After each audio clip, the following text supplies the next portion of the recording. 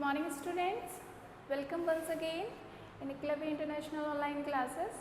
In the previous video lecture we have talked about types of atoms या occurrence of atoms in the atmosphere. Two categories we have defined. First one is neutral category, that is known as molecule. Second one is charged category, charged species, that is known as ions. In the previous lecture we have done neutral category, types of it and atomicity also.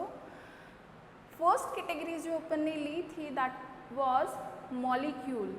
Molecule के अंदर अपन ने consideration जब किया था तो molecule basically होता क्या है? Molecule एक ऐसा ग्रुप होता है या टू या मोर देन टू एटम्स से मिलकर बना हुआ एक ऐसा ग्रुप होता है जो कि एटमॉस्फेयर के अंदर इजीली इंडिपेंडेंटली एग्जिस्ट कर पाता है विथ द प्रॉपर्टीज, उस कंपाउंड की प्रॉपर्टीज़ को पूरी को वो शो करता है और पर्टिकुलरली इंडिपेंडेंटली वो एग्जिस्ट कर पाता है. मॉलिक्यूल में अपन ने दो कैटेगरीज देखी थी. एक कैटेगरी थी एलिमेंट और दूसरी कैटेगरी थी इसकी कंपाउंड. ठीक है, एलिमेंट में भी अपन ने डिफरेंट कैटेगरीज फिर डिफाइन करी, जैसे कि नोबल गैसेस डिफाइन करी और उसके बाद मेटल्स डिफाइन किए, गैसेस डिफाइन करी जो कि एटॉमिसिटी के बेस पे डिफर थे, जैसे कि मोनो एटॉमिक के अंदर अपन ने नोबल गैसेस को डिफाइन किया था और डाई एटॉमिक में जितनी भी गैसेस अपन सराउंडिंग में देखते हैं वो सारी गैसेस आ गई थी. उसके बाद ट्राई एटॉमिक थी जिसके अंदर ओजोन लेयर में पाई जाने वाली ओजोन गैस को अपन ने डिफाइन किया था. उसके बाद पॉली एटॉमिक कैटेगरी को अपन ने डिफाइन किया था जिसके अंदर 4 या 4 से ज़्यादा एटम्स को रखने वाले एलिमेंट्स को अपन ने कैटेगराइज किया था, जैसे कि फॉस्फोरस है, सल्फर है. फॉस्फोरस में 4 एटम्स मिलकर एक स्टेबल कॉन्फ़िगरेशन वाला मॉलिक्यूल फॉर्म कर पाते हैं तो वो टेट्रा एटॉमिक होता है and also considered as a polyatomic. Sulphur में 8 एटम्स मिलकर एक स्टेबल कॉन्फ़िगरेशन को दे पाते हैं तो इसलिए उसे क्या कहा जाता है, ऑक्टा एटॉमिक कहा जाता है and also considered as a polyatomic molecule.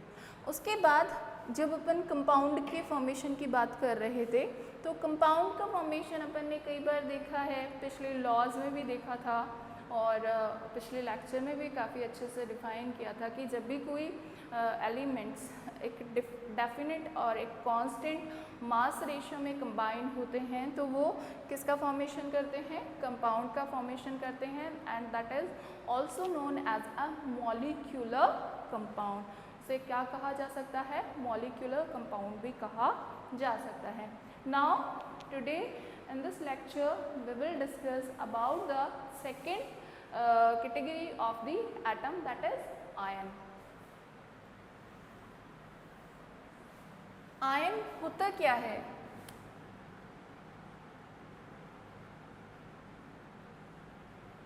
Ions होती है चार्ज्ड स्पीसीज.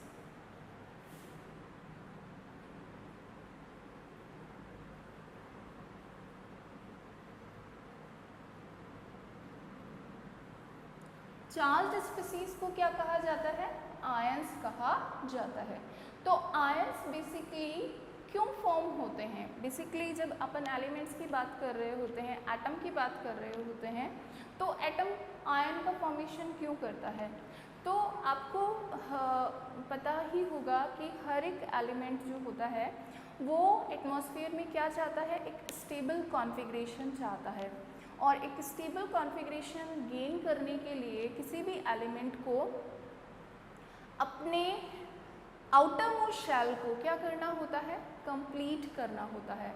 यानी जब भी अपन किसी एटम के कंसिडरेशन की बात करते हैं, एग्जिस्टेंस की बात करते हैं तो हम बात करते हैं उसकी स्टेबिलिटी की, बेसिकली कि वो एटमॉस्फेयर में किस फॉर्म में एग्जिस्ट कर रहा है, किस तरीके से एग्जिस्ट कर रहा है.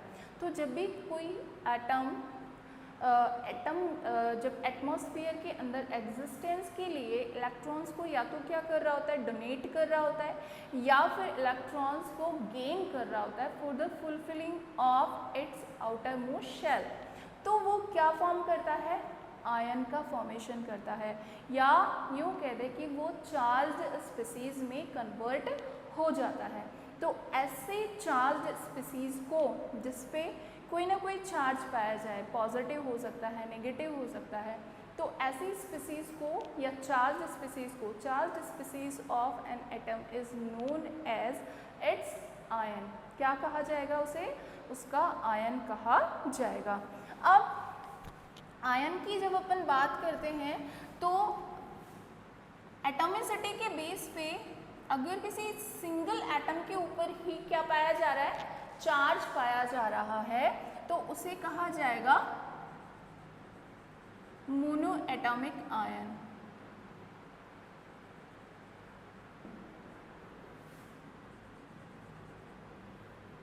और जब ग्रुप ऑफ एटम्स के ऊपर अगर चार्ज पाया जाता है तो उसे कहा जाता है poly atomic ion.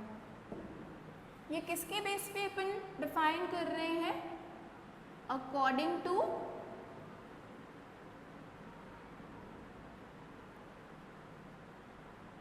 Atomicity. According to atomicity ions की दो कैटेगरीज आपके पास आ गई, सिंगल एटम के ऊपर चार्ज और ग्रुप ऑफ एटम्स के ऊपर चार्ज। सिंगल एटम पे चार्ज अगर है तो उस कैटेगरी को अपन क्या कहेंगे, मोनो एटॉमिक आयन कैटेगरी कहेंगे। और अगर ग्रुप पे, ग्रुप ऑफ एटम्स के ऊपर चार्ज है, group of atoms if have charge, then that category is known as polyatomic ion category। देखिए मोनोएटॉमिक आयन कैटेगरी को अगर अपन देखें तो इसके एग्जाम्पल्स में आप लिख सकते हो Na+, Mg+2, Ca+2, K+, F-, Cl-, ठीक है, N-3, O-2, ठीक है। ये सारी देखिए मोनो एटॉमिक है। सोडियम एक ही एटम है, magnesium, calcium, potassium, fluorine, chlorine, nitrogen, oxygen, सब में एक ही एटम है। चार्ज की अपन बात नहीं कर रहे हैं अभी, क्योंकि चार्ज के बेस पे अपन फिर वैलेंसीज को देंगे कि वो कैसी कैटेगरी में आता है, मोनोवेलेंट आता है, डाईवेलेंट है, या बाईवेलेंट है, या ट्राईवेलेंट है, वो वैलेंसी पे आ जाएगा चार्ज का अमाउंट।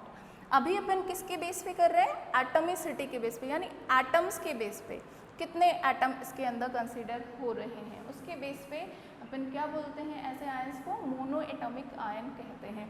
मोनो एटॉमिक मतलब एक ही एटम के ऊपर चार्ज पाया जा रहा हो तो उसे मोनो एटॉमिक आयन कहा जाता है।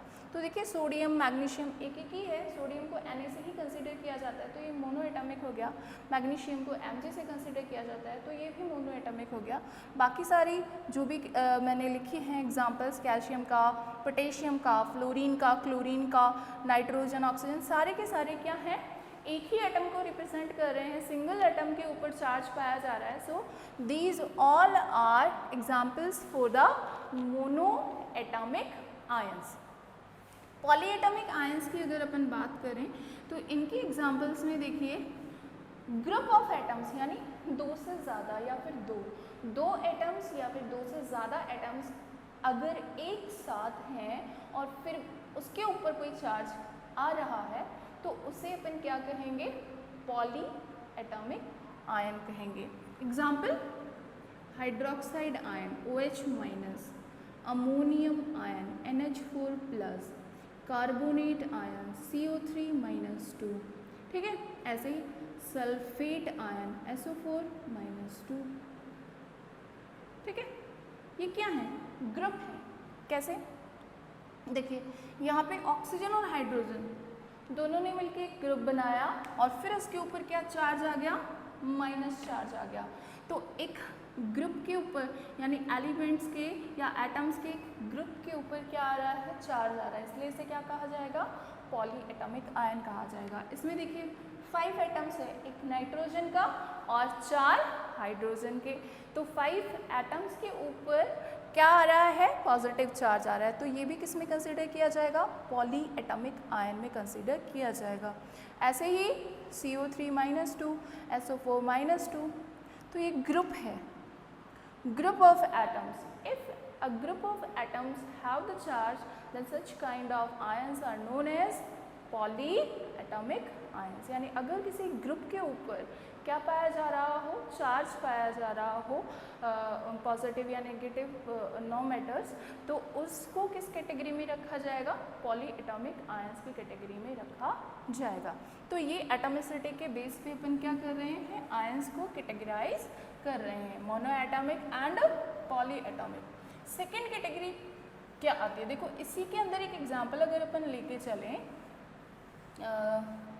चार्ज के बेस पे दूसरी कैटेगरी जो कि आयंस को फर्दर ऑन किसमें कैटेगराइज करती है, फिर से 2 कैटेगरीज के अंदर कैटेगराइज करती है।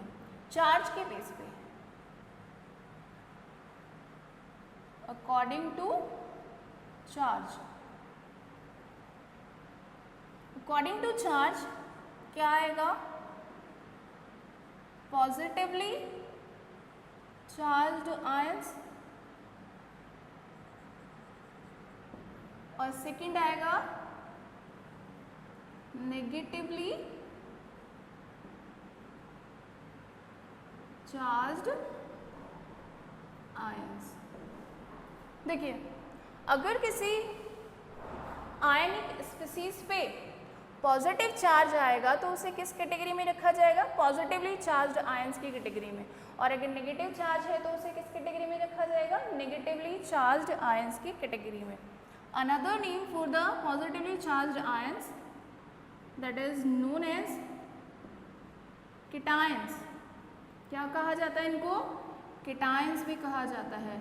और इनको क्या कहा जाता है, जो नेगेटिवली चार्ज होते हैं उनको क्या कहा जाता है, एनायंस कैटेगरी कहा जाता है। तो आयंस जो होते हैं वो अकॉर्डिंग टू दी चार्ज के बेस पे 2 कैटेगरीज में डिफाइन किए गए, positively charge category and negatively charge category. Positively charge category also known as cations, negatively charge category also known as anions, anions की कैटेगरी भी कही जाती है। देखिए एक एग्जांपल कंसीडर करें अपन, कॉमन सॉल्ट जो अपन घरों में यूज़ करते हैं, कॉमन सॉल्ट, वो बेसिकली होता क्या है, कॉमन सॉल्ट जो होता है वो होता है सोडियम क्लोराइड।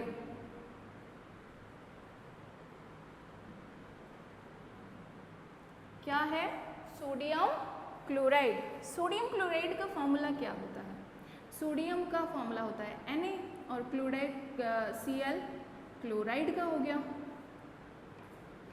ठीक है, NaCl। तो ये जो NaCl का फॉर्मेशन हुआ है वो कैसे हुआ, आयंस के थ्रू, यानी इलेक्ट्रॉन्स के एक्सचेंज से बने आयंस, और फिर वो आयंस जब इलेक्ट्रॉन्स का एक्सचेंज कर रहे हैं उसकी वजह से उनमें अट्रैक्शन फोर्स आ रहा है, जिसको इलेक्ट्रोस्टैटिक अट्रैक्शन फोर्स भी कहा जाता है। तो ये Na और Cl दोनों ही आपस में कैसे अट्रैक्शन फोर्स से जुड़े हुए हैं, इलेक्ट्रोस्टैटिक अट्रैक्शन फोर्स से जुड़े हुए हैं, और किसका फॉर्मेशन कर रहे हैं, एक आयनिक कंपाउंड का फॉर्मेशन कर रहे हैं, क्योंकि ये किससे बना हुआ है, आयन से बना हुआ है, और आयन से बनने वाला कंपाउंड क्या कहलाएगा, आयनिक कंपाउंड कहलाएगा। तो NaCl is the example of the ionic compound because it is formed by the ions. किस तरीके के आयंस हैं, देखिए सोडियम और क्लोरीन की अगर बात करें तो सोडियम जो है Na, वो कैसा आयन है, positively charged, positively charged ion है, और Cl क्या है,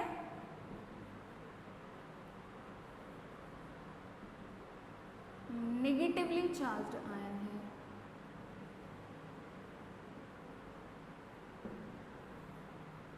यानी अगर इसको लिखा जाए तो ये लिखा जाएगा Na+ और Cl किस फॉर्म में यहाँ पे आ रहा है, Na+ के साथ Cl-, ये दोनों मिलकर किसका फॉर्मेशन कर रहे हैं, आपके कॉमन सॉल्ट का, NaCl का।